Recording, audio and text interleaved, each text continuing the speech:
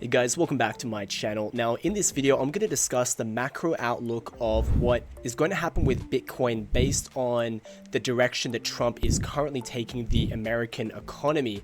Now there's been a lot of concern about what's happening with the tariffs. As we saw in the market, it was an absolute bloodbath, but it only lasted around a day when the Mexican and Canadian Prime Minister both seemingly somewhat capitulated to Trump's demands of sending border agents to the border to prevent the flow of fentanyl, and it looks like they were also negotiating some other trade agreements. Now that's the stuff that's on the surface, but it's what's beneath the surface that we don't hear about that I'd like to speculate with you today. So first, if you like this video, make sure to subscribe to my channel. I give daily videos on how to do things like debanking, which means buying crypto without KYC, how to live in cryptocurrency, and if you're interested, use my referral link in the description down below if you want to buy cryptocurrency with KYC on peer-to-peer cryptocurrency exchanges like Local CoinSwap, HODL, BitPapa. So let's just get straight into the video. So this video was stimulated by a fantastic post that I read on Twitter, and I'm going to read it and then I'm going to summarize and give my personal opinion about what this is. So this guy Jeff Park, this is the only thing you need to read about tariffs to understand Bitcoin for 2025. This is undoubtedly my highest conviction macro trade for the year. Plaza Accord 2.0 is coming. I'm going to explain what Plaza Accord is. So I'm just going to get straight into it. To understand tariffs today, there are two contexts you have to frame the conversation in. Number one, the curse of the Triffin dilemma. And number two, Trump's personal goals. By analyzing both, the endgame becomes clear. Tariffs might just be a temporary tool, but the permanent conclusion is that Bitcoin is not only going higher, but faster. First, the Triffin dilemma. The US dollar's status as a reserve currency gives the US what is called exorbitant privilege in financial transactions/trade, and it has a few implications. Number one, the dollar is structurally overvalued due to its need to be held as reserves by other countries in a price inelastic manner. Number two, the US has to run a persistent trade balance deficit to supply the world with these dollars. And number three, the US government therefore can borrow persistently cheaper than it should be able to. The US wants to keep three, but rid one and two. But how? Enter tariffs. Recognize that tariffs are often a temporary negotiation tool to achieve a goal. The ultimate goal is to seek a multilateral agreement to weaken the dollar, especially a Plaza Accord 2.0. I'll explain that in a moment. One hypothetical way this could happen is that the US could explicitly specify that countries have to reduce their dollar reserves whilst also requiring them to shift the duration of the US Treasury holding further out. In other words, Trump is trying to find a way to implement yield curve control, not yield curve control strategy, within the realms of the executive branch. No doubt Bessent is on board, recognizing that he was left a bag of trash by Yellen, whose legacy will have been the near permanent impairment of the Treasury's ability to manage duration by doubling the proportion of debt financing to T-bills, exposing the US to the mercy of the winds of refinancing idiotically whilst interest rates were beginning to rise. The cost of the US dollar to US taxpayers cannot be understated. Now, before I continue, I want to explain what the Plaza Accords were. Now, if you are old, well, we'll just say older than the age of 50, you remember a time in which it was said that Japan would one day become as large as America, perhaps in a few decades. This is something that was spoken about in the 70s and 80s, and Japan became so wealthy that the area in Tokyo that was owned by the imperial clan or whatever was as valuable as the entirety of California. It wasn't a whole lot of land. They became so wealthy as a result of their manufacturing and their exports to the US. Now, how they were able to do that in part was because of the fact that the yen was very much devalued. Now, that might not sound very good. Like, if you think about your currency becoming stronger, you'd think the economy is becoming stronger and things are getting better for the average person. But actually, it has a reverse effect, right? So if you're an exporting nation, which most countries are because we live in a globalized world, if your exports are too expensive because the value of your currency is too high, then countries aren't going to do business with you. They would rather do business with someone with a lower currency. And the currencies who are lower, the countries with lower currencies are much more easily able to scale up their manufacturing and their export base, because they can have many business partners, many people want to deal with them. And the end result is that many people can have work, they can improve their quality of lives. The only downside is, let's just say if those people want to go on holiday to other countries, then it's a problem. They're not going to have as much money they can play with. But if the currency is lower but economy is good, then that should be a pretty good outcome for like a good stable society that is making good amounts of money. Now, what happened though was that because there was such concern about Japan taking over the US, and a lot of manufacturing was going over to the US and other places like China, which I'll discuss in a moment, there had to be a solution to this long term, because the US is really suffering. The manufacturing was being lost. There was a huge trade deficit. So they decided to have a negotiation with Japan, France, I think in the United Kingdom as well, and they met in the Plaza Hotel, and they made an agreement to lower the US dollar artificially.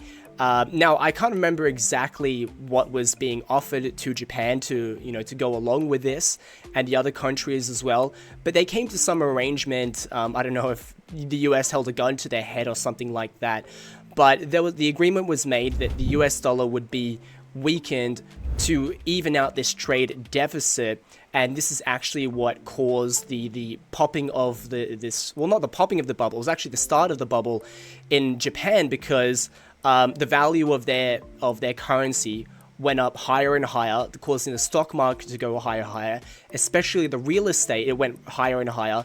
And then there was an age where, there were Japanese tourists everywhere because the value of the currency was so high. They were going all around the world. And eventually this market bubble crashed, and they've basically been in a basically zero growth stage for decades, right? So that's what's happened with Japan. So I'm just trying to outline why it's important for countries to try and have a lower valued currency, because it helps them with exports, it helps them with trade imbalances. And there's a similar thing with China. China's always been accused of devaluing its currency so it can be the #1 exporter in the world.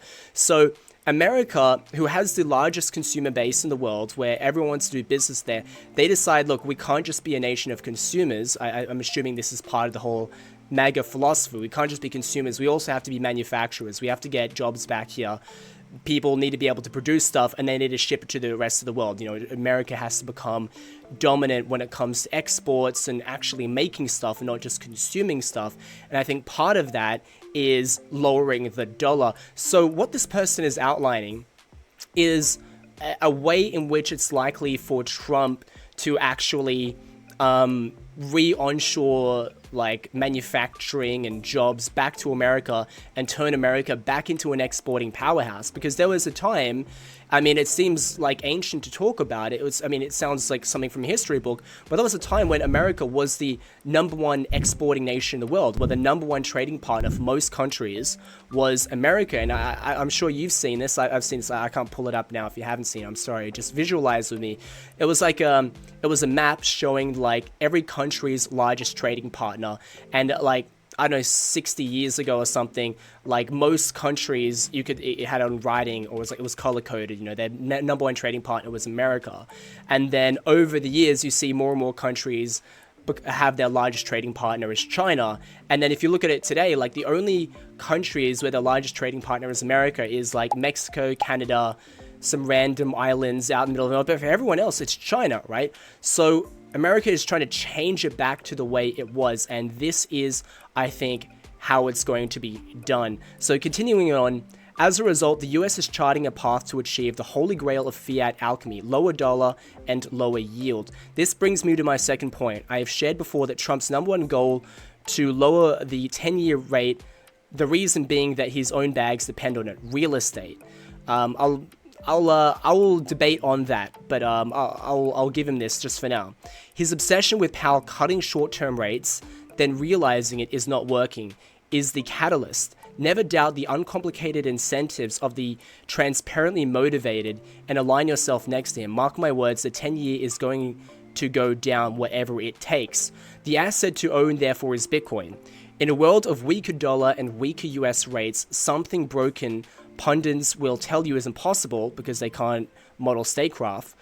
Risk assets in the US will fly through the roof beyond your wildest imaginations, for it is likely a giant tax cut will have to accompany the higher costs borne by the loss of comparative advantage. Now, that's something I just want to briefly mention real quick.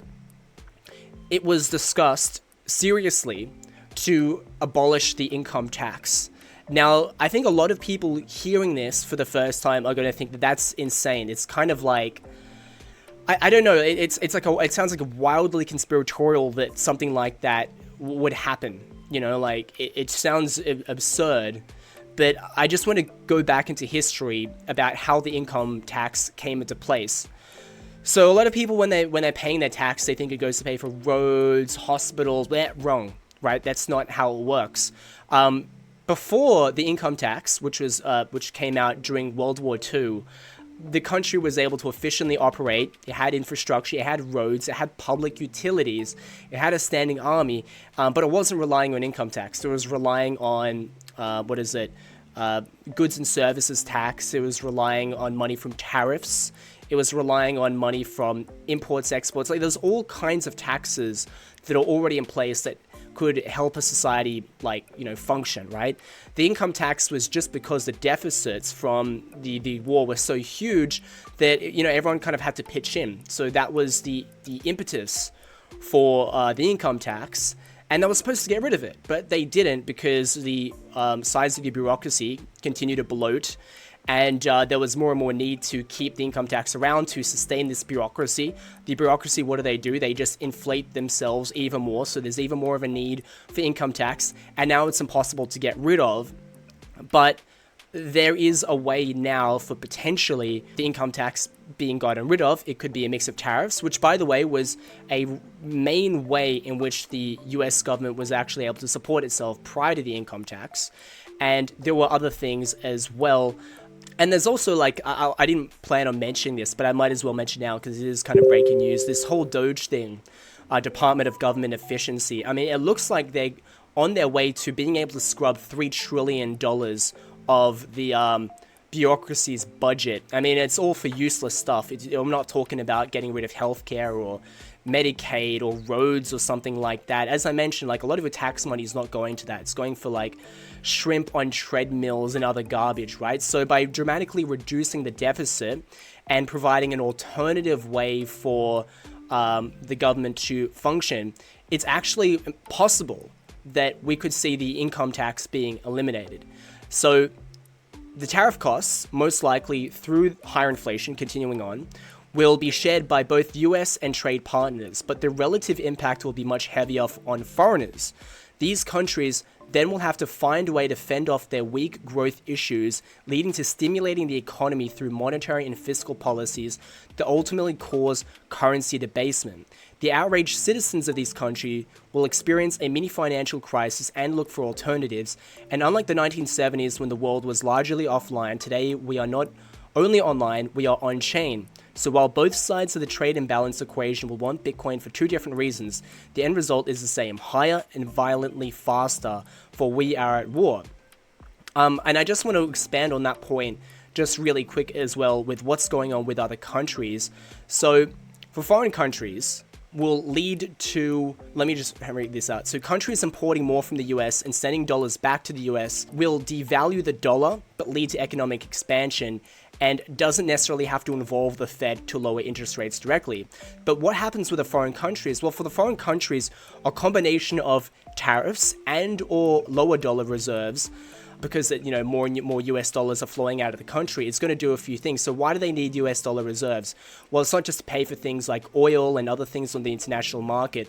Every country is in debt, and frequently these countries are paying this debt back in US dollars. That's how they service their debt. So in addition, many countries are servicing their debts in US dollars. So if there is a shortage of US dollars, they'll be forced to buy them on the international forex markets, with their own currency, and this is going to be aided with quantitative easing measures. So all these countries who are going to be struggling with tariffs because they can't rely as much on, you know, they're not going to be, they're going to lose out on exports, and if anything, it's going to be the other way around. These countries are probably going to be importing from the US once again, so US dollars are going to be flowing out, and they've got to service their debts. So how are they going to get US dollars? They're going to have to buy them back. They're going to have to use their own money, but that's not really how governments operate. They usually print money. That's the more direct way of saying, you know, quantitative easing, yield curve control, other acts of stimulus, and that is how they're going to be able to get their US dollars back into reserve.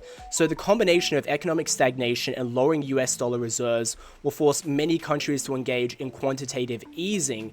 So on two sides of the fence, you're going to see dollars devaluate in various ways. In foreign countries, I think it's likely that you're going to see quantitative easing measures taking place, because I think this whole thing with the like American expansionism to some degree is at the expense of other countries.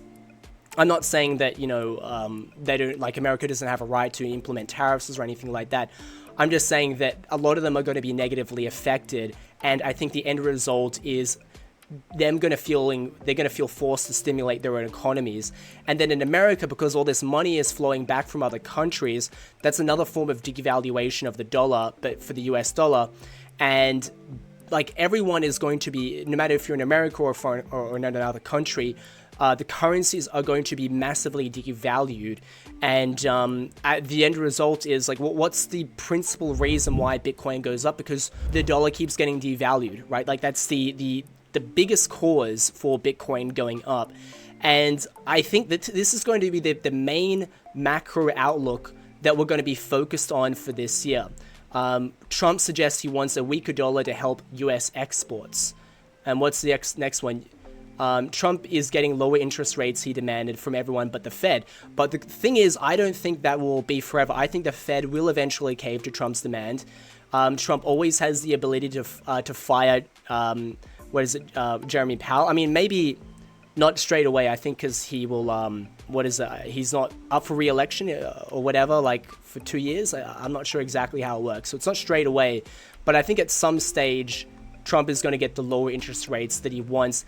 And that is important as well, because if the US lowers interest rates, it's going to incentivize all the other countries around the world to also lower interest rates, so their dollar doesn't, it can stay like in tandem with the US. Because if just the US dollar, if interest rates go down in the US and the US dollar devalues, and you've got all these other countries, if they don't devalue, then their currency is going to be too strong, and they're going to lose their exporting power, because, you know, like, the US won't be as interested in trading with them, essentially, right? So if the US devalues, then other countries are just going to devalue. And that's why when the Fed decided to pop the little market bubble, like back in 2021 or late 2021, early 2022, by increasing interest rates, every other country did the same, because every central bank around the world, no matter where they're from, is following the same